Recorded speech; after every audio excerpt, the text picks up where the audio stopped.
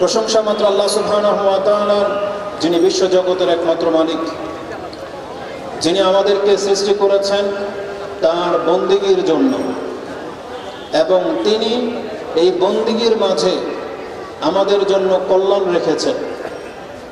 তার বন্দিগির মাঝে যতগুলো ইবাদত রয়েছে, প্রত্যেকটা ইবাদত আমাদেরকে তিন দিক থেকে উপকার করে থাকে।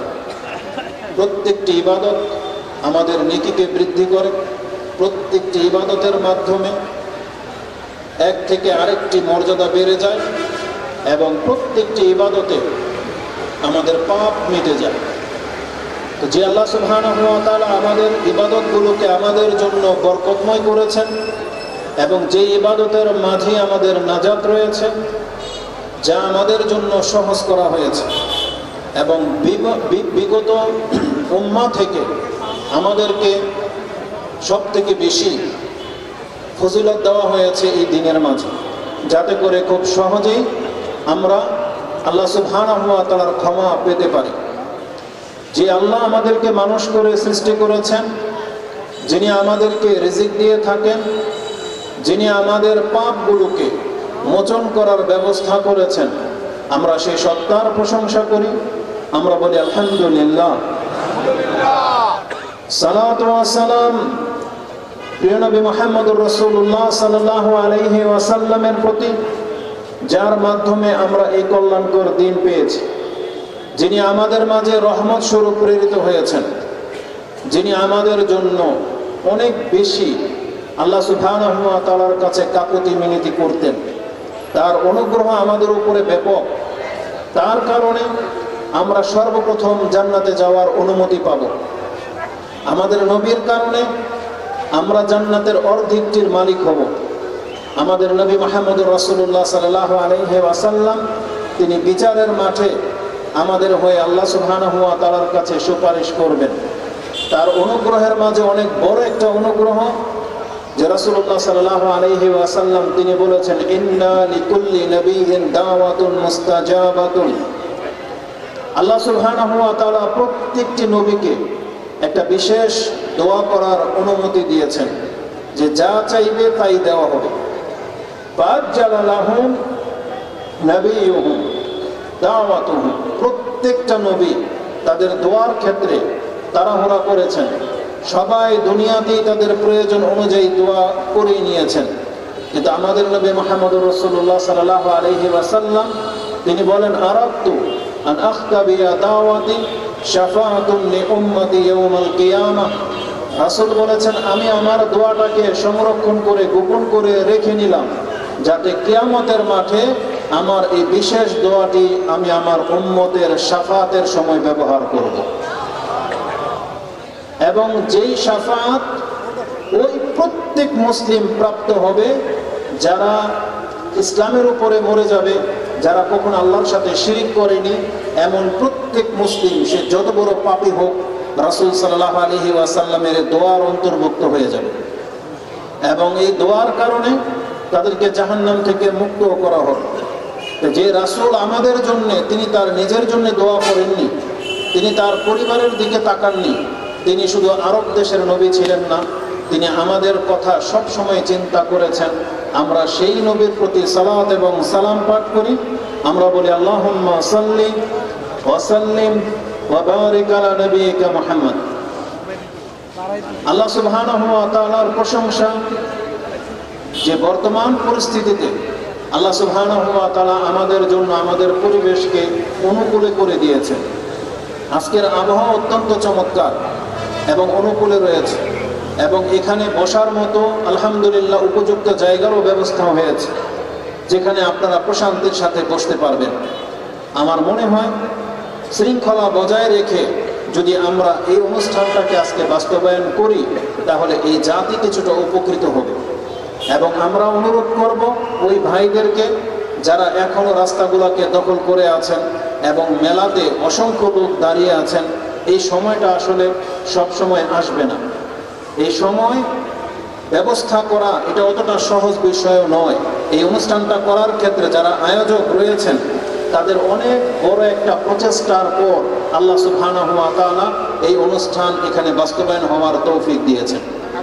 অতএব এই অনুষ্ঠানগুলোকে সহসাই করা যায় না, চাইলেই করা যায় না। তো হয়ে গেছে আপনাদের এলাকায়, অতএব আমি এই এলাকাবাসী এবং ওই ভাইদেরকে বলবো এটাকে কদর করার চেষ্টা করেন, একটু মূল্যায়ন করার চেষ্টা করেন। অন্তত আজকে বেশি নয়, কারণ এটা রাত ভরে ওয়াজ হবে না, মাত্র 3 ঘন্টার ব্যাপার। প্রত্যেকটি আলোচক মাত্র 1 ঘন্টা করে আলোচনা করবে, এবং আপনারা যাদেরকে পছন্দ করেন সাধারণত তাদেরকেই তারা উপস্থিত করার চেষ্টা করেছেন। আল্লাহ সুবহানাহু ওয়া তাআলার কাছে আমি সহ আপনাদের প্রত্যেকের জন্য দোয়া করি, আল্লাহ তুমি আমাদেরকে কবুল করো, আল্লাহ তুমি প্রত্যেককে উত্তম জাযায়ে খায়ের দান করো, আমিন ইয়া রাব্বাল আলামিন। যতটা আপনারা জানেন, এই আয়োজনগুলোর মধ্য থেকে বিশেষ করে আমরা যেখানে বক্তব্য দিতে উপস্থিত হই, আমাদেরকে এক একটি বিষয় নিয়ে কথা বলা হয়ে থাকে। তা আজকের এই মাহফিলে আমাকে বলা হয়েছে আমি যেন সালাত সংক্রান্ত সবচেয়ে গুরুত্বপূর্ণ কিছু কথা আপনাদের কাছে পেশ করি, যাতে করে মুসলিমদের অন্তরে এই সালাতের কিছুটা হলেও কদর অনুভব হয়, যাতে করে তারা সালাতের আহমিয়ত গুরুত্ব সম্পর্কে কিছুটা হলেও অনুধাবন করতে পারে। এবং আমি আল্লাহ সুবহানাহু ওয়া তাআলার কাছে দোয়া করব, যেই কথাটুকু এখানে বলি না কেন তাতে যেন আল্লাহ সুবহানাহু ওয়া তাআলা প্রত্যেকটা মুসলিমের অন্তরে জায়গা করার তৌফিক দান করেন। আমিন। সালাত সম্পর্কে কথা বলতে গেলে 5 ঘন্টার প্রয়োজন হবে, শুধু গুরুত্ব নিয়ে কথা বলতে গেলে সময় মাত্র 50 মিনিট। আমি চাই কথাগুলোকে আপনি মনোযোগ সহকারে নেওয়ার চেষ্টা করবেন। আমি চেষ্টা করেছি বিশেষ করে এই বক্তব্যটা এখানে করার জন্য, গত 1 সপ্তাহ আগে থেকে রেডি করেছি, যদিও সিলেটের একটা মাহফিলে গত 2 দিন আগে এই বক্তব্যটা করা হয়েছে, এবং ভেবেছি যে কোন কথাটা রাখা যায়, কোন কথাটা ছাড়া যায়। তাতে আমার কাছে যেটা সবচেয়ে বেশি গুরুত্বপূর্ণ মনে হয়েছে, আমি ওই সমস্ত ভাইদের উদ্দেশ্যে কথাগুলো বলবো যারা সালাত একেবারেই পড়েন না। আজকে আপনি সাইড থেকে শুনবেন, আপনি জেনে নেন যে কথাগুলো হয়তো আপনার জন্য না, আমি কথা বলবো ওই ভাইদের জন্য যারা নামাজ হয়তো পড়েন কিন্তু বেখেয়াল, নামাজ হয়তো পড়েন নিজের ইচ্ছা মতো, নামাজ হয়তো পড়েন ওয়াক্তকে মেরে দিচ্ছেন, নামাজ হয়তো আপনি আদায় করেন কিন্তু খুশু নাই। তাদের জন্য কথাগুলো বলবো। তারা যে কত বড় ভুলের পথে আছেন, তারা যে কত বড় খেয়ানতের মধ্যে আছেন, এটা আপনার জন্য। আর এখান থেকে শিক্ষা নিতে হবে যারা সালাত একেবারেই আদায় করেন না তাদেরকে। একটা ছোট্ট কথা বলে দিই আপনাকে, যারা সালাত আদায় করেন না, আপনার জীবনের সবচেয়ে বড় ভুল এটাই, আপনি জেনে নেন। যারা সালাত আদায় করেন না, আপনার জীবনের সবচেয়ে বড় ক্ষতি এটাই, এটা আপনি আজকে এখান থেকে জেনে নেন। আজকে আমাদের মুসলিমরা আমরা লাগামহীন চলাফেরা করি।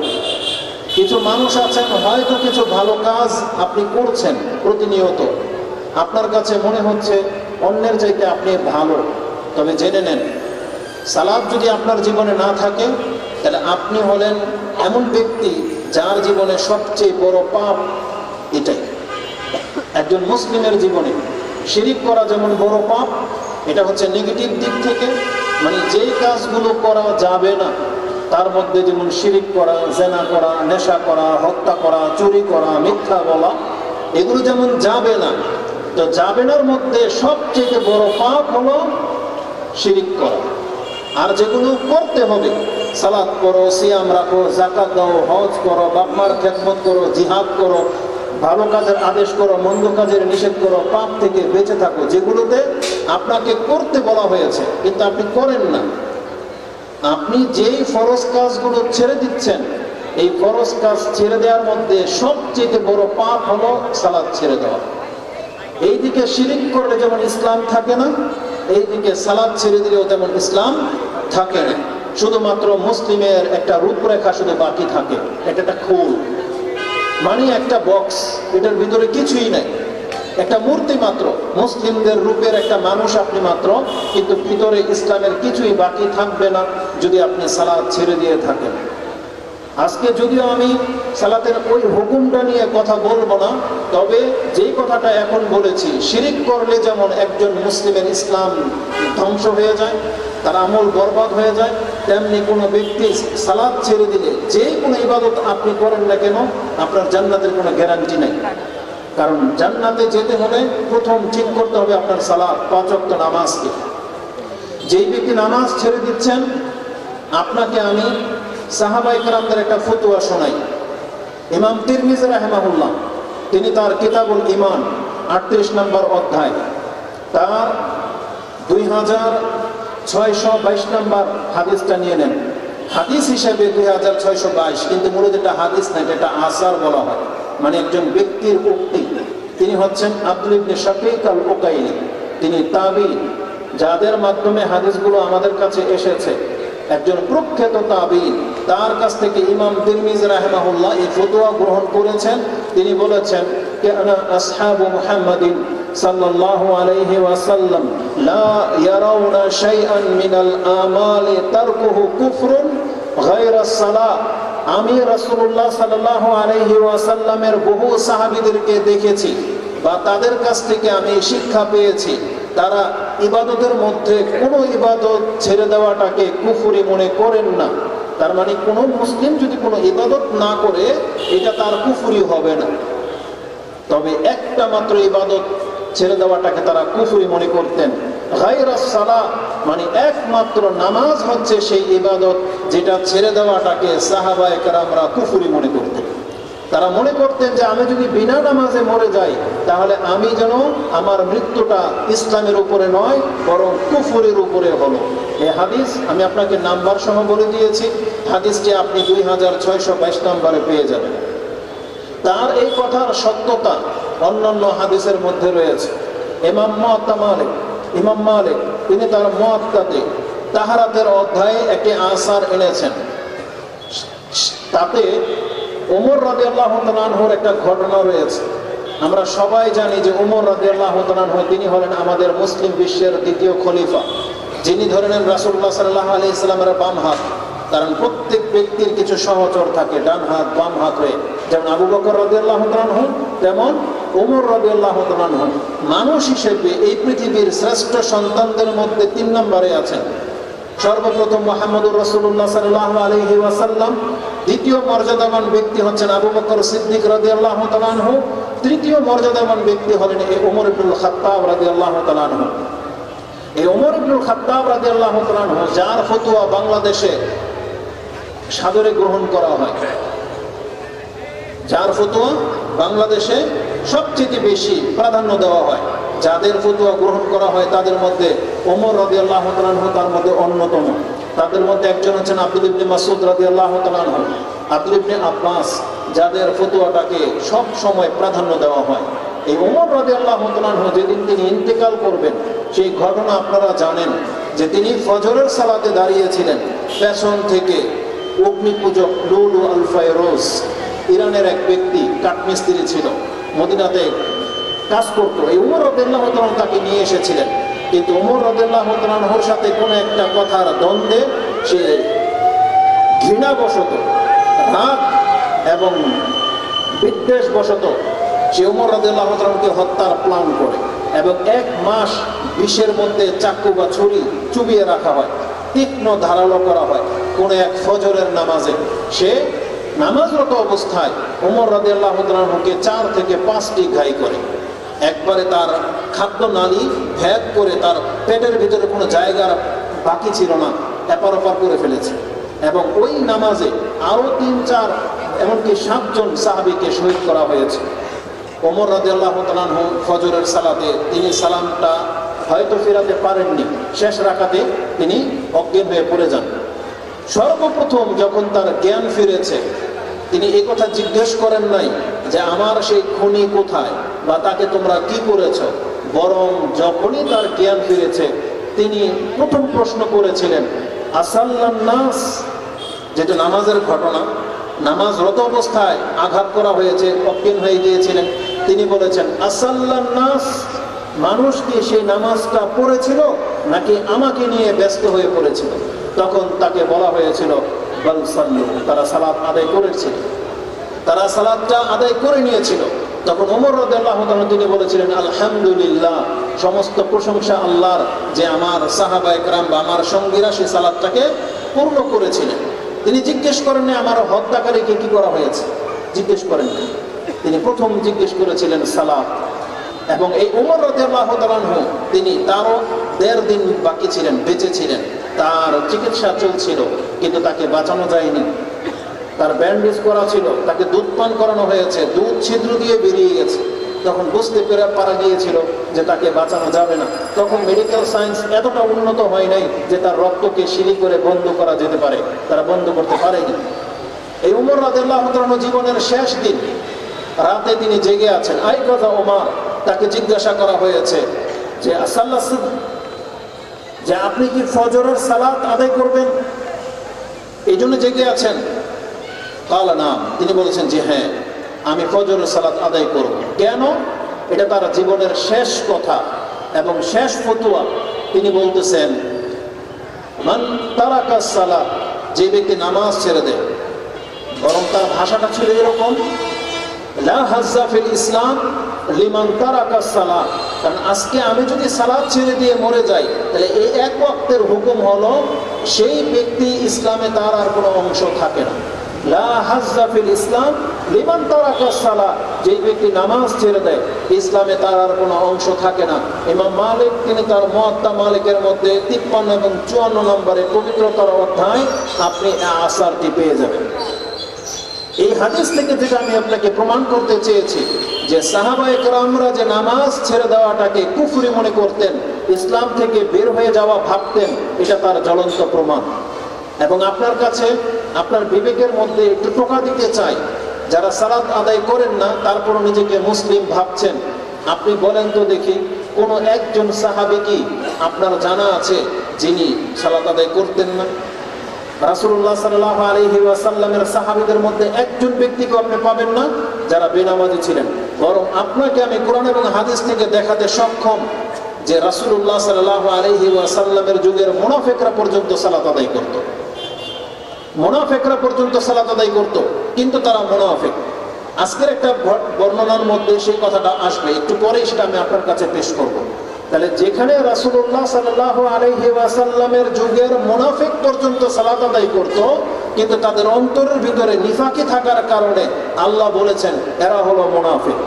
এরা নামাজে খুব তাড়াহুড়া করে, এরা নামাজে বিলম্ব করে আসে, বরং এরা মসজিদে আসতে চায় না, তারা ঘরেই নামাজ সেরে নেয়। আল্লাহ বলেছেন এরা হচ্ছে মুনাফিক।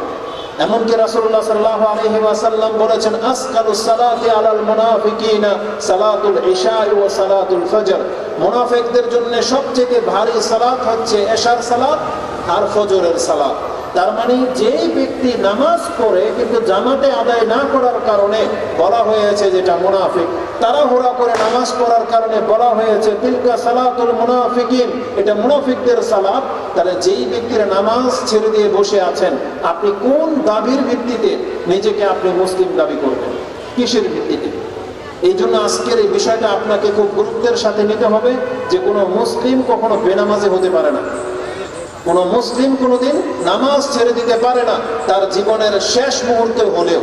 যেমনটা আপনাকে দেখিয়েছি আমি ওমর রাদিয়াল্লাহু আনহুর জীবনের শেষ ঘটনা, আমাদের নবী মুহাম্মদুর রাসূলুল্লাহ সাল্লাল্লাহু আলাইহি ওয়াসাল্লামের জীবনের শেষ ঘটনা তো আপনার জানা থাকার কথা যে রাসূলুল্লাহ সাল্লাল্লাহু আলাইহি ওয়াসাল্লাম জীবনের শেষ মুহূর্ত পর্যন্ত তিনি আল্লাহর গোলামি করে ইন্তেকাল করেছেন। আল্লাহ সুবহানাহু ওয়া তাআলা তাকে বলেছিলেন, একটা আদেশ করেছিলেন, ওয়াবুদু রাব্বাকা হাত্তা ইয়াতিয়াকাল ইয়াকিন। সূরা হিজর 15 নম্বর সূরার 99 নম্বর আয়াতে আপনি পেয়ে যাবেন যে আমাদের নবীকে মুহাম্মদুর রাসূলুল্লাহ সাল্লাল্লাহু আলাইহি ওয়াসাল্লামকে আল্লাহ আদেশ করেছেন আপনার দেহের মধ্যে যতক্ষণ পর্যন্ত প্রাণ থাকবে ততক্ষণ পর্যন্ত আপনাকে আপনার রবের গোলামি করে যেতে হবে। এই আয়াতকে বাস্তবায়ন করে রাসূলুল্লাহ সাল্লাল্লাহু আলাইহি ওয়াসাল্লাম জীবনের শেষ দিন পর্যন্ত যখন তার জ্ঞান ফিরেছে তখন তিনি সালাত আদায় করেছেন। সর্বশেষ যখন যেই দিন রাসূলুল্লাহ সাল্লাল্লাহু আলাইহি ওয়াসাল্লামের ইন্তেকাল হবে সেই দিনের ফজর সালাতের ঘটনা। রাসূলুল্লাহ সাল্লাল্লাহু আলাইহি ওয়াসাল্লাম জ্ঞান হারিয়ে ফেলছেন, আবার জ্ঞান আসছে, তখন তিনি বলছেন মুরু আবু বকর ইউসাল্লি বিন নাস, আবু বকর রাদিয়াল্লাহু তাআলা আনহুকে বলা হোক সে যেন মানুষকে নিয়ে সালাত আদায় করে। জামাত দাঁড়িয়ে গেছে, আবু বকর রাদিয়াল্লাহু তাআলা আনহু ইমামতিতে। ফাওয়াজাদা রাসূলুল্লাহ সাল্লাল্লাহু আলাইহি ওয়াসাল্লাম ফি খিফাতিন, তিনি তার অন্তরের ভিতরে বা দেহে একটা হালকা অনুভব করতে লাগলেন। ওয়া খারাজা ইউহাদা বাইনার রাজুলাইনি, তারপরে তিনি দাঁড়িয়ে গেলেন দুই ব্যক্তির কাঁধে হাত দিয়ে এবং তাকে নিয়ে মসজিদে যাওয়া হলো। আয়েশা রাদিয়াল্লাহু তাআলা আনহা তিনি বলতেছেন, ফানজুরা রিজলাইহি খাত্তানে, আমি রাসূলুল্লাহ সাল্লাল্লাহু আলাইহি ওয়াসাল্লামের কদম মোবারক দুইটা এখন পর্যন্ত মনে হচ্ছে যে আমার নিজের চোখে আমি দেখতে পাচ্ছি যে তিনি পা উঠাতে পারছিলেন না। দুইজন সাহাবী যখন তাকে টেনে মসজিদের দিকে নিয়ে যাচ্ছিলেন, রাসূলুল্লাহ সাল্লাল্লাহু আলাইহি ওয়াসাল্লামের দুই কদম হেঁচড়িয়ে জমিনের মধ্যে দাগ করে রেখে গেলেন। আর রাসূলুল্লাহ সাল্লাল্লাহু আলাইহি ওয়াসাল্লামকে মিম্বরে নিয়ে মানে মেহরাবের মধ্যে নিয়ে বসিয়ে দেওয়া হলো আবু বকর রাদিয়াল্লাহু তাআলার বাম পাশে। এটা ছিল রাসূলুল্লাহ সাল্লাল্লাহু আলাইহি ওয়াসাল্লামের জীবনের শেষ সালাত। এই ঘটনাটাকে ইমাম বুখারী রাহিমাহুল্লাহ তার 3 জায়গায় উল্লেখ করেছেন। তার মধ্যে একটা হলো 10 নম্বর অধ্যায় কিতাবুল আযানের মধ্যে, যে একজন ব্যক্তির কতটুকু অসুস্থ হলে তার জামাতে আসা লাগবে না।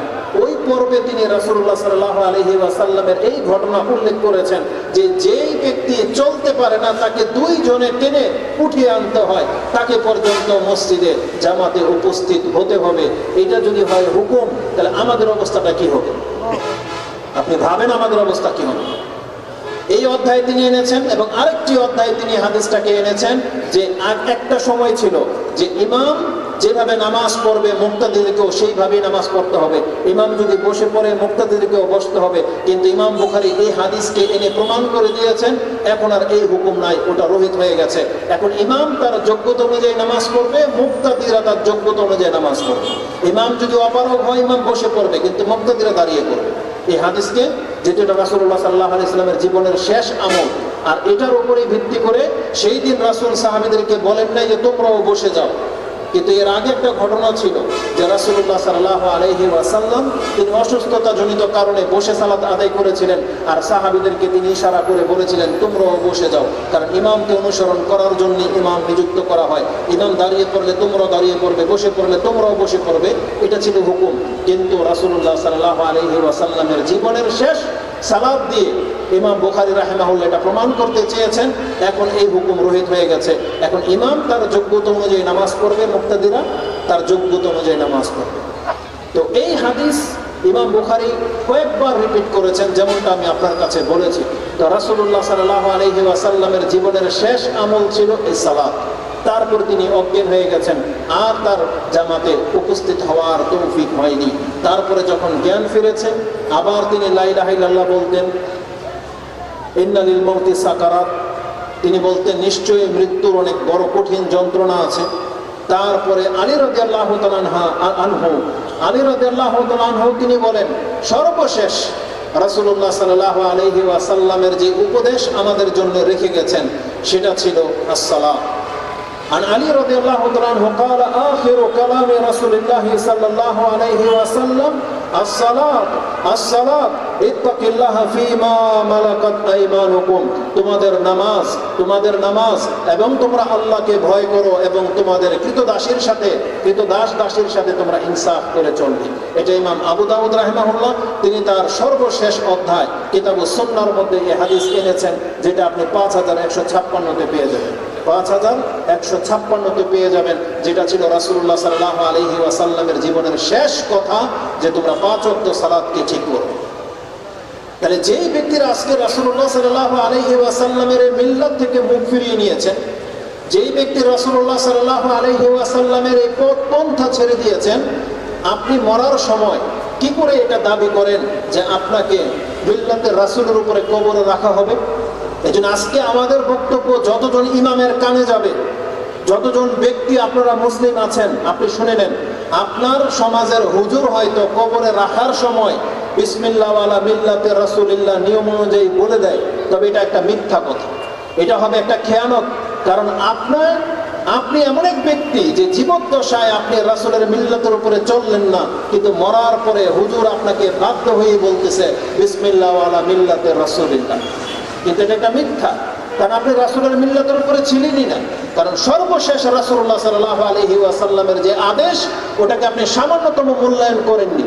একজন মুসলিম, একজন ব্যক্তি হিসাবে একজন ব্যক্তি তার পিতাকে যতটা মূল্যায়ন করে, একজন পিতা তার ভাইয়ের যতটা মূল্যায়ন করে, যে তার ভাই, তার বাপ, তার মা, তার কোনো একজন কেউ যদি মরার সময় তাকে একটা ওসিয়ত করে যায়, মরার সময় যদি তাকে শেষ একটা ইচ্ছার কথা জানিয়ে যায়, সে পাপী হোক আর সৎ ব্যক্তি হোক, সে অভাবী হোক অথবা সক্ষম ব্যক্তি হোক, প্রত্যেক ব্যক্তি চেষ্টা করে যে আমি আমার পিতার শেষ কথাটাকে রক্ষা করে চলব। একজন পিতার শেষ কথাটাকে রক্ষা করে চলার চেষ্টা করে, কিন্তু আপনি তো আপনার নবীকে আপনার এই পিতার সমতুল্য মূল্যটাও দেননি। অথচ রাসূলুল্লাহ সাল্লাল্লাহু আলাইহি ওয়াসাল্লামের সর্বশেষ কথা ছিল এটা, আসসালাত আসসালাত, তোমাদের সালাতকে ঠিক করো, এটাকে হেফাজত করো। এটা ছিল আমাদের নবীর সর্বশেষ ইচ্ছা, যেটা আপনি বাস্তবায়ন করছেন না, বরং ছুঁড়ে ফেলে দিয়েছেন। আপনার কাছে রাসূলুল্লাহ সাল্লাল্লাহু আলাইহি ওয়াসাল্লাম এতটা পর্যন্ত রেসপেক্ট, সম্মান পাননি। তারপরে আপনি বলতেছেন আপনি রাসূলুল্লাহ সাল্লাল্লাহু আলাইহি ওয়াসাল্লামকে খুব ভালোবাসেন, তার জন্য জীবন দিয়ে দিবেন, অথচ আপনি আপনার নাজাতের জন্য ৫ ওয়াক্ত নামাজই আদায় করতে পারেন না। এটা আপনার জীবনের সবথেকে বড় ব্যর্থতা। এবার আসুন আমি আপনাকে দেখাই এই ৫ ওয়াক্ত সালাতকে কেন্দ্র করে আমাদেরকে আল্লাহ সুবহানাহু ওয়া তাআলা কি বলেছেন। আল্লাহ শুধু আমাদেরকে সালাত পড়তে বলেন নাই, আল্লাহ সুবহানাহু ওয়া তাআলা বলেছেন আকিমিস সালাত, তোমরা ৫ ওয়াক্ত নামাজকে প্রতিষ্ঠিত করো। এবং আল্লাহ সুবহানাহু ওয়া তাআলা বলেছেন হাফিজু আলাস সালাওয়াত, তোমরা তোমাদের ৫ ওয়াক্ত নামাজের হেফাজত করো। হাফিজু আলাস সালাওয়াতি ওয়াস সালাতিল উসতা ওয়া কুমু লিল্লাহি কানিতিন, যেটা আপনি সূরা বাকারা ২ নম্বর সূরার ২৩৮ নম্বর আয়াতে পেয়ে যাবেন। আল্লাহ সুবহানাহু ওয়া তাআলা বলেছেন তোমরা তোমাদের ৫ ওয়াক্ত নামাজের হেফাজত করো। আমাদেরকে হেফাজত করতে বলা হয়েছে। আপনি জানেন একজন মুসলিমের যতগুলো গুণ আছে তার মধ্যে সর্বপ্রথম গুণ এটা থাকতে হবে যে তার ৫ ওয়াক্ত নামাজকে হেফাজত করবে। ইমানের পরপরই নামাজের স্থান। যতগুলো হাদিস, যতগুলো আয়াত আপনি জানেন না কেন, দেখবেন ইমানের পরে সর্বপ্রথম আল্লাহ সুবহানাহু ওয়া তাআলা যদি কোনো ইবাদতের কথা উল্লেখ করেছেন সেটা হচ্ছে ৫ ওয়াক্ত সালাত। আজকে যারা বাপমার খেদমত করেন, যারা জিহাদকে সবচেয়ে বড় প্ল্যাটফর্ম বানিয়ে নিয়েছেন, আপনি টার্গেট বসে আছেন যে আমি জিহাদ করে সরাসরি জান্নাতে চলে যাব, বিষয়টা কিন্তু এতটা সহজ না। রাসূলুল্লাহ সাল্লাল্লাহু আলাইহি ওয়াসাল্লামকে জিজ্ঞাসা করা হয়েছে আইয়ুল আমালি আফদল, ইয়া রাসূলুল্লাহ সবচেয়ে শ্রেষ্ঠ আমল কি একজন মুসলিমের উপরে? সবচেয়ে শ্রেষ্ঠ আমল রাসূল বলেছেন as-salatu li waqtiha, নামাজকে তার ওয়াক্ত মোতাবেক আদায় করা, এটা হচ্ছে সবচেয়ে শ্রেষ্ঠ ইবাদত। বলছে সুম্মা আই, তারপরে কি বলা হয়েছে? বিররুল ওয়ালিদাইনি, পিতামাতার সাথে সদাচরণ করা। সুম্মা আই, কালা সুম্মা আই ইয়া রাসূলুল্লাহ, তারপরের আমলটা কি? তখন রাসূল বলেছেন আল জিহাদুন ফি সাবিলিল্লাহ, আল্লাহর রাস্তায় জিহাদ করা। তার মানে যে জিহাদের তামান্না আপনি নিয়ে বসে আছেন বেনামাজি হয়ে, আপনি ৩ নম্বরটা নিয়ে পড়ে আছেন, তার আগে আল্লাহর হক যেটা, সেটা হচ্ছে ৫ ওয়াক্ত সালাত, এটা আপনাকে প্রতিষ্ঠিত করতে হবে। আল্লাহ সুবহানাহু ওয়া তাআলা যাদের উপরে জিহাদ ফরজ করেছিলেন তারা ছিলেন ৫ ওয়াক্ত নামাজের হেফাজতকারী। আল্লাহ এটা ভালো করেই জানতেন যে এই ব্যক্তিদের উপরে জিহাদ ফরজ করলে এরা মাঠ ছেড়ে পালাবে না। মাঠ ছেড়ে কারা পালিয়েছিল? মুনাফিকরা পালিয়েছিল। মুনাফিকরা পালিয়েছিল মাঠ ছেড়ে। কিন্তু আল্লাহ সুবহানাহু ওয়া তাআলার সাহাবায়ে কেরাম, রাসূলুল্লাহ সাল্লাল্লাহু আলাইহি ওয়াসাল্লামের সঙ্গী যারা রাসূলুল্লাহ সাল্লাল্লাহু আলাইহি ওয়াসাল্লামের মসজিদও পেছনে থাকতো, জিহাদের মাঠেও তারা পেছনে থেকেছে। কিন্তু আজকে আমাদের মুসাল্লিরা ইমামদেরকে একা ফেলে রাখেন, মাত্র ৩, ৪, ৫ জন মিলে জামাত আদায় হয় ফজরের সালাতে, আপনারা উপস্থিত থাকেন না। ঠিক আপনারা যে জিহাদের ডাক ডাকতেছেন, যদি জিহাদ বাংলার উপরে ফরজ হয়ে যায়, যদি লেগে যায় মক্কা এই মুশরিকদের সাথে, এই পুতুল পূজারীদের সাথে, তখন দেখা যাবে আপনাকে খুঁজেও পাওয়া যাবে না, তখন আপনি প্রাণ ফিরে পালাবেন। অতএব যদি জিহাদ করতে চান আর এই মর্যাদা যদি পেতে চান, আপনার অন্তরে যদি মুজাহিদ হওয়ার তামান্না থাকে, তাহলে আপনাকে ৫ ওয়াক্ত নামাজকে হেফাজত করে দেখাতে হবে। আল্লাহ সুবহানাহু ওয়া তাআলা আমাদের এই যুবকদেরকে কবুল করুন, বলেন আমিন। ৫ ওয়াক্ত সালাতের হেফাজত এটা মুমিনের দায়িত্ব। সূরা মুমিনুন ২৩ নম্বর সূরা, তার শুরুই আল্লাহ সুবহানাহু ওয়া তাআলা করেছেন এই আয়াত দিয়ে। বা'দা আউযু বিল্লাহি মিনাশ শাইতানির রাজীম, বিসমিল্লাহির রহমানির রহিম। قد أفلح المؤمنون الذين هم في صلاتهم خاشعون إلى آخر الآية والذين هم على صلواتهم يحافظون। আল্লাহ সুবহানাহু ওয়া তাআলা বলেন قد أفلح المؤمنون, এই তো মুমিনরা সফল কাম হয়ে গেছে। কারা তারা? আল্লাযীনা হুম ফি সালাতিহিম খাশিউন, যারা তাদের নামাজে বিনয়ী, আল্লাহ সুবহানাহু ওয়া তাআলার সামনে ভদ্রতার সাথে সালাত আদায় করে, ভীতির সাথে, প্রত্যাশার সাথে, এরা হচ্ছে সফল কাম। তাদের আরো বেশ কিছু গুণ বর্ণনা করার পর তাদের সর্বশেষ গুণ আল্লাহ সুবহানাহু ওয়া তাআলা যেটা উল্লেখ করেছেন 23 নম্বর সূরার 9 নম্বর আয়াতে, আল্লাহ বলেছেন ওয়াল্লাযীনা হুম আলা সালাওয়াতিহিম ইউহাফিজুন, তারা তাদের নামাজের হেফাজত করে। এটা হচ্ছে মুমিনদের গুণ। আল্লাহ শুধু আমাদেরকে কর্মই দেননি, আল্লাহ সাথে সাথে আমাদের মর্যাদা এবং ফজিলতও উল্লেখ করেছেন। মর্যাদা কি? আপনার মুমিন ব্যক্তি সফল কাম হয়ে গেছে, তারা কামিয়াব। কারণ আল্লাহ প্রথমে বলে দিয়েছেন কাদ আফলাহাল মুমিনুন, ফালাহ হয়ে গেছে মানে সে কল্যাণ প্রাপ্ত হয়ে গেছে। কে? যেই ব্যক্তি 5 ওয়াক্ত নামাজের হেফাজত করে। 5 ওয়াক্ত নামাজের যারা হেফাজত করে তাদেরকে আল্লাহ সুবহানাহু ওয়া তাআলা একটা গিফট, একটা প্রাইজের কথা বলেছেন। আপনি শোনেন, যেটা আপনি 10-11 নাম্বার আয়াতে পেয়ে যাবেন সূরা মুমিনুনে। আল্লাহ বলেছেন উলাইকা হুমুল ওয়ারিসুন, তারাই হলো ওয়ারিস। কিসের? আল্লাযীনা ইয়ারিসুনাল ফিরদাউসা হুম ফিহা খালিদুন। আল্লাহ বলেছেন এরা হচ্ছে জান্নাতুল ফিরদাউসের ওয়ারিস হয়ে যাবে, এদেরকে ওয়ারিস স্বরূপ আমি জান্নাতুল ফিরদাউস দিয়ে দিব। এবং আল্লাহ বলেছেন সেখানে তারা চিরস্থায়ীভাবে বসবাস করবে। আমি কথাটি একটু থামিয়ে আপনাদের দৃষ্টি আকর্ষণ করতেছি। কোরআনের আয়াত যদি এভাবে বলতে থাকে, আপনি শুনতে থাকেন, যদি এটা আপনি রিয়ালাইজ না করেন, এটা যদি আপনার অন্তর থেকে অনুধাবন না করেন, তাহলে এই বলা বৃথা। আল্লাহ সুবহানাহু ওয়া তাআলা, আমাদের স্বভাব হলো আমরা চেষ্টা করি যেই কথাটা বলছি সেটা যেন আপনার বোধগম্য হয়, যাতে এখান থেকে কিছুটা নিয়ে যেতে পারে। আমাদের বক্তব্যের ধরনে এটা। যদি আজকে আমরা বোঝাতে ব্যর্থ হই তাহলে এটা আমাদের ব্যর্থতা, কিন্তু আপনি যদি বুঝতে না চান এটা হবে আপনার ব্যর্থতা। কোরআনের প্রত্যেকটা আয়াতকে আপনি খুব খুব গভীরভাবে নিতে হবে। দেখেন তো আল্লাহ সুবহানাহু ওয়া তাআলা আপনার মর্যাদা সম্পর্কে কি বলেছেন। আল্লাহ এই কথা বলেন নাই যে যারা 5 ওয়াক্তের নামাজের হেফাজত করবে তাদেরকে আমি জান্নাত দিয়ে দিব, বরং আল্লাহ বলেছেন যারা 5 ওয়াক্ত নামাজের হেফাজত করে তাদেরকে আমি ওয়ারিস স্বরূপ জান্নাতুল ফিরদাউস দিব।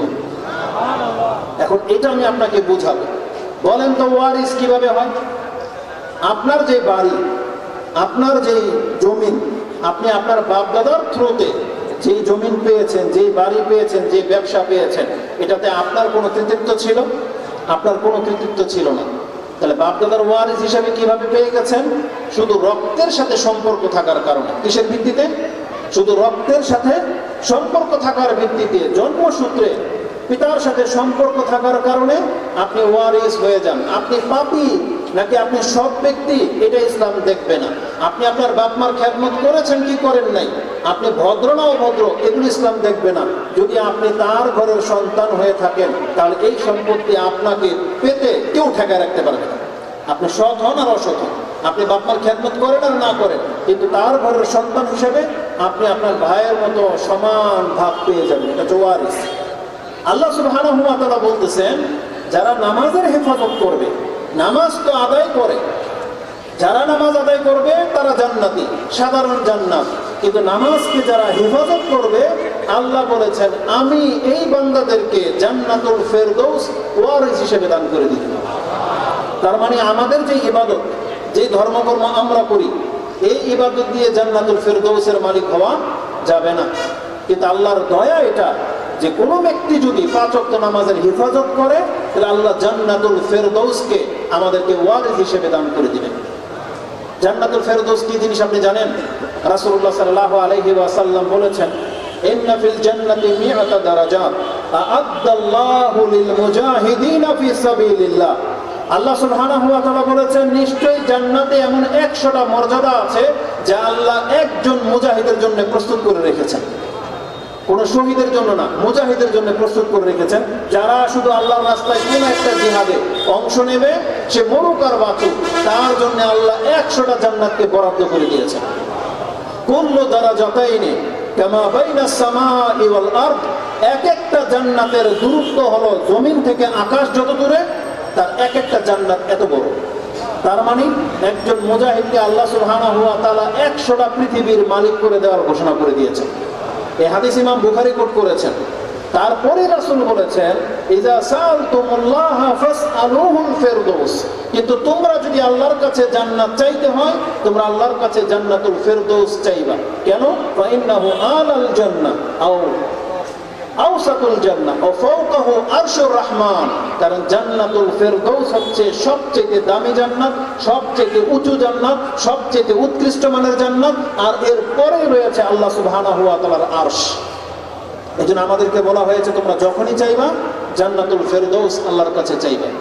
এটা হচ্ছে সেই জান্নাত যেখান থেকে নহরগুলো প্রবাহিত হয় অন্য অন্য জান্নাতে গিয়েছে। তা আল্লাহ এটা কাদেরকে দিবেন বলেছেন?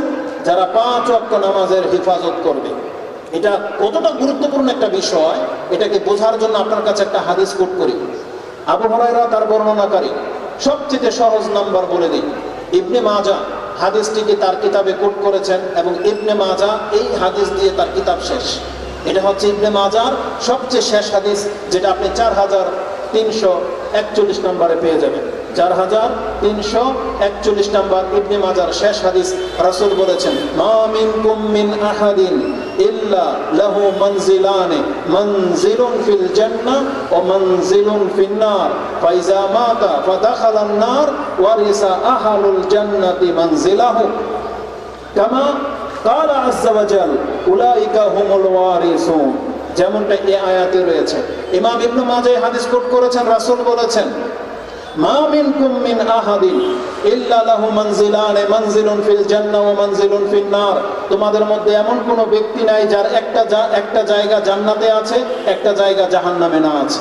তার মানে আমাদের প্রত্যেকের একটা ঠিকানা জাহান্নামে আছে, একটা ঠিকানা আমাদের জান্নাতে আছে। এটা প্রত্যেকের, এখানে যতগুলো মানুষ আছেন সবার জন্য জাহান্নামে একটা ঠিকানা আছে।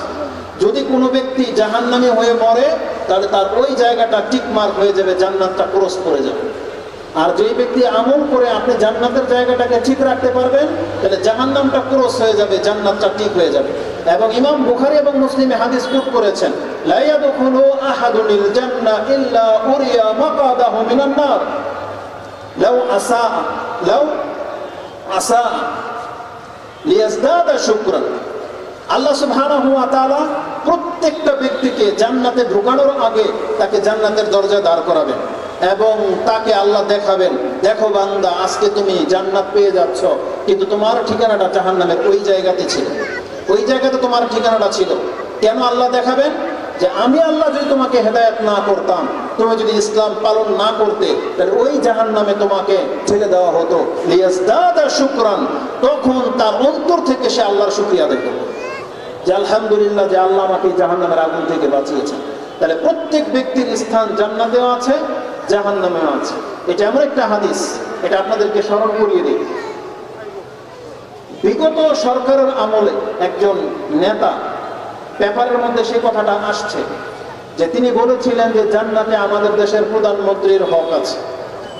জানেন এটা? পেপারে ওটা আসছিল কথা, যে একজন নেতা বলেছিল যে জান্নাতে আমাদের প্রধানমন্ত্রীর কি আছে? হক আছে। আর এক হুজুর তো তাকে জান্নাতের ডিগ্রি দিয়ে দিয়েছে, দেননি? তাহলে দ্বিতীয় ব্যক্তির কথাটা হচ্ছে বাতিল। একজন হুজুর আলেম, ইসলাহি না সালেহি, কে ছিল সে?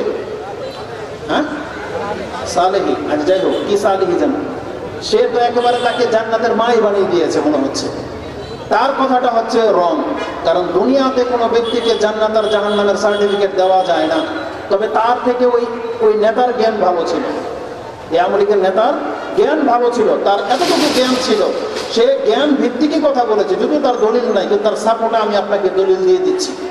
সে যে কথাটা বলেছে সত্য বলেছে। শুধু আমাদের দেশের প্রধানমন্ত্রী কেন, আমি আপনাকে প্রমাণ করে দিতে পারবো জান্নাতে ফেরাউনের অধিকার আছে। জান্নাতে কার অধিকার আছে? ফেরাউনের অধিকার আছে। আবু জাহেল, আবু লাহাব, প্রত্যেকের বাড়ি আল্লাহ সুবহানাহু ওয়া তাআলা জান্নাতে রেডি করে রেখেছিলেন, কিন্তু তারা জান্নাতে যেতে পারবে না। কেন? কারণ সে যেতে অস্বীকার করেছে। ফেরাউন আল্লাহর প্রতি ঈমান আনেনি, এই জন্য ও জান্নাতটা পাবে না। যেটা আল্লাহকে মানে নেয়, তারা আল্লাহর জান্নাত কিভাবে নেবে? তখন ওর জান্নাতটা ক্রস করে গেছে। আবু জাহেল, আবু লাহাব, ওদের জন্য আল্লাহ সুবহানাহু ওয়া তাআলা জান্নাতুল ফেরদৌস বানিয়ে রেখেছিলেন, কিন্তু ওদের কর্মের কারণে আল্লাহ ওদেরকে জান্নাত ক্রস করে দিয়েছেন, ওদেরকে জাহান্নামী করে পৃথিবী থেকে নিয়ে গেছেন। এই জন্য এটা শুধু ফেরাউন, কারাউন আর হামান আর উবাই ইবনে খালাফের জন্য না, এটা প্রত্যেকটা ব্যক্তির জন্য জেনে নেন। আপনি মুসলিমের ঘরে জন্মবিদায় আপনি মরলেই জান্নাত পেয়ে যাবেন, বিষয়টা কিন্তু এতটা সহজ না, আপনি জেনে নেন। কারণ আল্লাহ বলেছেন, ওমা আনা বিজাল্লামিল আবিদ, আমি আমার কোনো বান্দার প্রতি সামান্যতম জুলুম করব না। আজকে যারা বেনামাজি আছেন কথা এখানে আবার নিয়ে আসি, ইবলিসও কিন্তু আল্লাহর বান্দা। ইবলিসকে কে সৃষ্টি করেছে? আল্লাহ সৃষ্টি করেছেন। ইবলিস কি আল্লাহকে অস্বীকার করেছিল?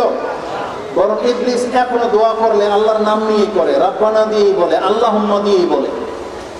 আমরা যেভাবে দোয়া করি, ইবলিস এইভাবে দোয়া করেছিল যে রব্বি, হে আমার প্রতিপালক, আপনি যদি আমাকে কিয়ামত পর্যন্ত ছাড় দেন, যে আরাইতাকা হাযাল্লাযী কাররামতা আলাইয়া লাইন আখখারতানি ইলা ইয়াউমিল কিয়ামাতি লাআহতানিকান্না যুররিয়াতাহু ইল্লা কালিলা। ইবলিস বলেছিল, হে আমার প্রতিপালক, যদি আপনি আমাকে কিয়ামত পর্যন্ত ছাড় দিয়ে দেন, তাহলে যেই মানুষের কারণে আজকে আমি গোমরা হয়েছি, এই মানুষের একটা সন্তানকে আমি ছাড়বো না, তবে খুব অল্প মানুষই মুক্তি পেতে পারে। এটা বলেছিল ইবলিস। আল্লাহ ইবলিসের দোয়াটাও কবুল করেছেন, ইবলিসকে কিয়ামত পর্যন্ত আল্লাহ ছাড় দিয়েছেন। তাই ইবলিস আল্লাহরই বান্দা। আল্লাহ যে বলেছেন আমি আমার কোনো বান্দার প্রতি জুলুম করব না, সেটা এই জায়গায় আমি আপনাকে দেখাতে চাচ্ছি। ইবলিস কেন শয়তান হয়েছে, কেন কাফের হয়েছে, কেন আল্লাহকে অহংকারী বলেছেন? কোরআনে আল্লাহ সুবহানাহু ওয়া তাআলা প্রায় সূরাতে এই ঘটনাগুলো উল্লেখ করেছেন। তার মধ্যে উল্লেখযোগ্য হচ্ছে সূরা আল বাকারা, সূরা আরাফ, কাসাস, এইভাবে প্রায় সূরাতে ঘটনাটা এনেছেন। আল্লাহ বলেছেন, ওয়া ইযা কুলনা লিল মালাইকাতি ইসজুদু লিআদম ফাসাজাদু ইল্লা ইবলিস। ফেরেশতারা সিজদা করেছিল, তবে ইবলিস করেনি। ফাআবা ওয়াস্তাকবারা ওয়া কানা মিনাল কাফিরিন।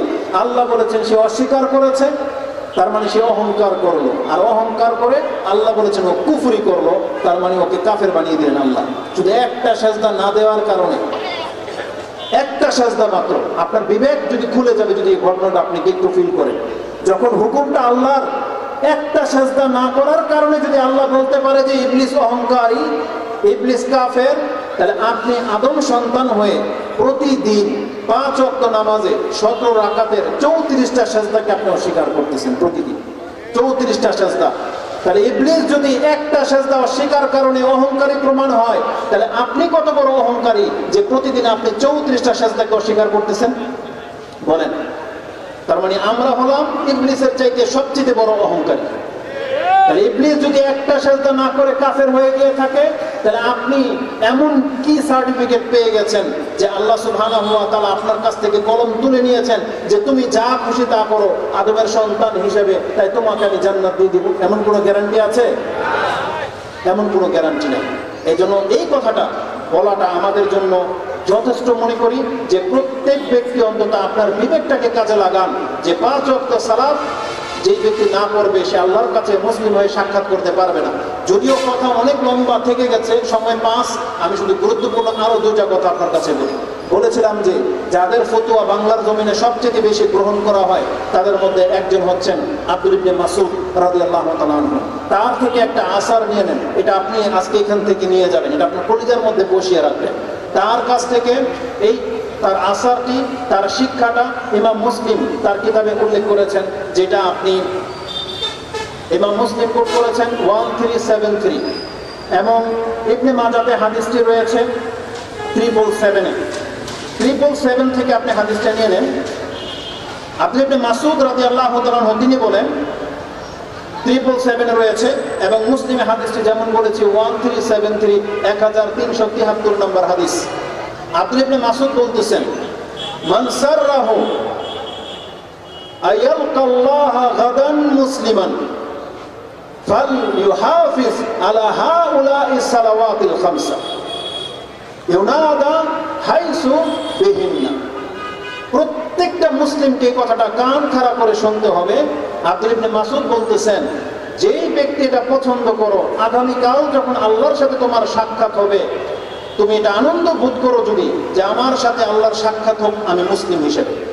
যেই ব্যক্তি মুসলিম হিসেবে আল্লাহর সাথে সাক্ষাৎ হোক এটা পছন্দ করো, তাহলে তোমার জন্য এই 5 ওয়াক্ত নামাজ হেফাজত করা এটা আইন, তোমার এটা বাধ্যতামূলক। শুধু বলে না যে তুমি 5 ওয়াক্ত নামাজ পড়বে, বলা হয়েছে ফালইউহাফিজ আলা হাউলাইস সালাওয়াতিল খামসা। সেজন্য এই 5 ওয়াক্ত নামাজের হেফাজত করে যখন তাকে ডাকা হয়, হাইসু ইউনাদা বিহিন্না, যেখান থেকে তাকে ডাকা হয়, যখন তাকে ডাকা হয়, তার মানে ডাকা হয় মসজিদ থেকে, এবং 5 বার আপনাকে ডাকা হয় হাইয়া আলাস সালাম, আসো তুমি নামাজের দিকে, রিপিট করা হয় 2 বার, এবং আপনাকে স্মরণ করিয়ে দেওয়া হয় হাইয়া আলাল ফালাহ, এটাই তোমার নাজাত, এটাই তোমার কল্যাণ, কিন্তু আপনি আসেন না। অথচ আব্দুল ইবনে আব্বাস, আব্দুল ইবনে মাসউদ বলতেছেন, তুমি যদি পছন্দ করো যে আল্লাহর সাথে কাল কিয়ামতের মাঠে তুমি মুসলিম হয়ে সাক্ষাৎ করবে, তাহলে 5 ওয়াক্ত নামাজের তোমাকে হেফাজত করতে হবে। ফাইন্নাহুন্না মিন সুনানিল হুদা, আর এটাই হলো হিদায়াতের ইত্তেবা, এটাই হলো হিদায়াতের রাস্তা। ওয়া ফাইন্নাল্লাহা শারআ লিনবিয়িকুম সাল্লাল্লাহু আলাইহি ওয়াসাল্লাম সুনানাল হুদা, আর এই হেদায়েত আমাদের নবীকে আল্লাহ দেখিয়েছেন যে নামাজ ঘরে না, নামাজ মসজিদে পড়তে হবে। এই জন্য এক্সট্রা ভাবে মসজিদ বানানো হয়েছে। এই মসজিদ বানানোর রীতি এটা কোনো হুজুর আবিষ্কার করে নাই, বরং এটা আল্লাহ সুবহানাহু ওয়া তাআলার নির্দেশ ক্রমে আমাদের নবী মুহাম্মদুর রাসূলুল্লাহ সাল্লাল্লাহু আলাইহি ওয়াসাল্লাম করেছেন। নাইলে আপনার ঘরের কার্পেট বা আপনার ঘরের মেঝে মসজিদ থেকে অনেক বেশি পবিত্র, আপনি অনেক বেশি পরিষ্কার, কিন্তু চাইলে সেখানে আপনি নামাজ পড়তে পারতেন, কিন্তু ইসলামে আপনাকে সেই হুকুম দেয় নাই। আব্দুল ইবনে মাসউদ কি বলতেছেন জানেন? ওয়ালাউ আন্নাকুম সাল্লাইতুম ফি বুয়ুতিকুম কামা সাল্লা হাযিল মুতাখাল্লিফিনা ফি বাইতিহি, যারা এই যে পেছনে থেকে যাওয়া লোকগুলো ঘরে যেভাবে নামাজ পড়ে, তোমরাও যদি তোমাদের ঘরে এইভাবে নামাজ পড়তে থাকো, তারাকতুম সুন্নাতা নবীকুম ওয়ালাউ তারাকতুম সুন্নাতা নবীকুম লাদালালতুম, তোমরা যদি তোমাদের নবীর আদর্শকে ছেড়ে দাও, তাহলে তোমরা জেনে নাও স্পষ্ট তোমরা গোমরা হয়ে যাবে, স্পষ্ট গোমরা হয়ে যাবে যদি তোমরা আজকে মসজিদ ছেড়ে দিয়ে থাকো। যেভাবে গোমরা হয়েছে তিনি বলছেন, ওয়ালাকাদ রাআইনা ওয়া মা ইয়াতাখাল্লাফু আনহা ইল্লা মুনাফিকুন মালুমুন নিফাক। আব্দুল ইবনে মাসউদ বলতেছেন, আমাদের যুগে যারা মসজিদে সালাতে আসতো না তারা ছিল মুনাফিক, যাদের মুনাফিকি স্পষ্ট জানা ছিল, যারা মুনাফিক এই জন্য মসজিদে আসে না। এটা রাসূলুল্লাহ সাল্লাল্লাহু আলাইহি ওয়াসাল্লামের জগতের সময়ের ঘটনা। আর আজকে আপনি নামাজই ছেড়ে দিয়েছেন, আপনার ঘরে পড়লে যেখানে মুনাফিকের হুকুম লেগে যাচ্ছে, আর আপনি নামাজ ছেড়ে দিয়ে বসে থাকবেন, এটা কোনো অবস্থাতে মেনে নেওয়ার মতো না। তারপরে তিনি বলতেছেন, ওয়া ইন্না লাকাদ কানা আর-রাজুলু ইউতা বিহি ইউহাদা বাইনার রাজুলাইনি হাত্তা ইউকামা ফিস সাফ, আমাদের সময়কালে অপরক ব্যক্তিকে 2 জন ব্যক্তি ধরে নিয়ে এসে কাতারের মাঝখানে দাঁড় করিয়ে দিত, তারপরে তিনি সালাত আদায় করতেন।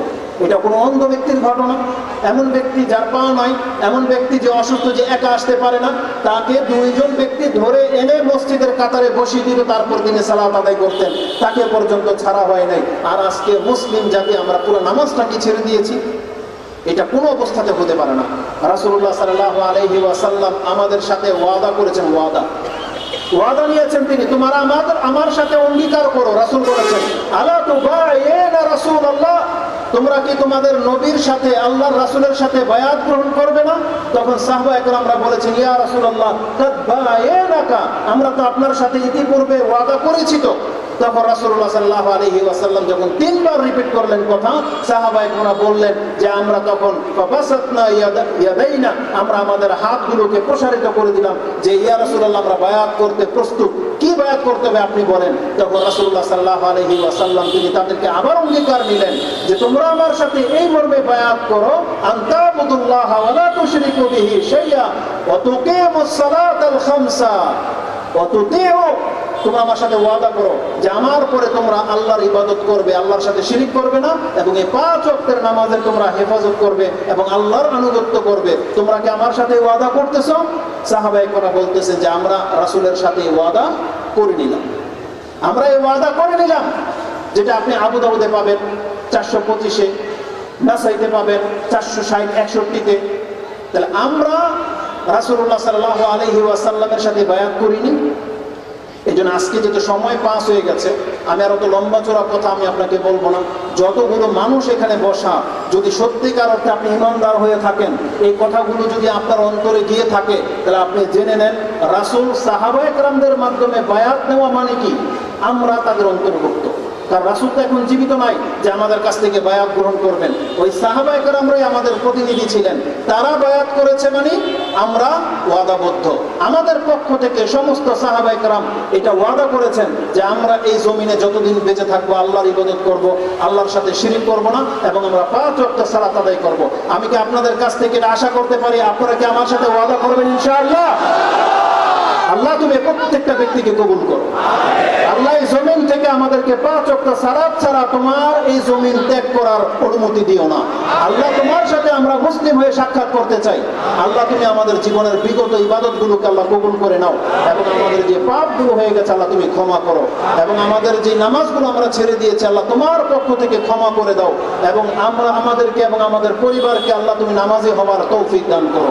প্রত্যেকটা পিতার দায়িত্ব আপনি এবং আপনার সন্তানের জন্য এই দোয়া করবেন, যেমনটা ইব্রাহিম আলাইহিস সালাম করতেন, রব্বি জাআলনি মুকিমাস সালাতি ওয়া মিন যুররিয়াতি, হে আমার প্রতিপালক, আমি এবং আমার সন্তান যেন নামাজ পড়তে পারে, আল্লাহ তুমি আমাদেরকে সেই যোগ্যতা দান করো। এটা অনেক বড় একটা ব্যাপার। আমি আল্লাহ সুবহানাহু ওয়া তাআলার শুকরিয়া আদায় করি এবং কৃতজ্ঞতা জানাই এই প্রতিষ্ঠানকে বা দায়িত্বশীলদেরকে যারা আজকে আমাদেরকে এখানে কথা বলার সুযোগ করে দিয়েছেন, এবং আবারও আপনাদের জন্য দোয়া করি আল্লাহ যতগুলো ব্যক্তি এখানে উপস্থিত হয়েছেন আজকে এখান থেকে তোমার সাথে একটা অঙ্গীকার করার মতো মন মানসিকতা নিয়ে যেন তারা এখান থেকে ফিরতে পারে। আল্লাহ প্রত্যেকটা ব্যক্তির অন্তরকে তুমি উন্মুক্ত করে দাও। আপনাকে সর্বশেষ একটা আয়াত বলবো, এটা শুধু সালাত কেন্দ্রিক না। আজকে দেখেন পৃথিবীর শেষ প্রান্তে আমরা চলে আসছি। যদি আজকে আমরা আল্লাহর কাছে সম্মানিত হতে চাই, তাহলে আপনার অন্তর থেকে আপনি প্রাউড ফিল করেন যে আমি মুসলিম, এই চেতনাটা ধারণ করেন যে আমি মুসলিম। এটা আমাদের জবান দিয়ে হতে হবে, আমাদের পোশাক আশাক দিয়ে হতে হবে, আমাদের আমল দিয়ে হতে হবে যে আমরা মুসলিম। কারণ আল্লাহ সুবহানাহু ওয়া তাআলা কোরআনে সূরা জুমার 39 নম্বর সূরার 22 নম্বর আয়াতে বলেছেন, আফামান শারাহাল্লাহু সাদরাহু লিল ইসলাম ফাহুয়া আলা নূরিম মির রাব্বিহি ফাওয়াইলুল লিল কাসিয়াতি কুলুবুহুম মিন যিকরিল্লাহ উলাইকা ফি দালালিম মুবিন।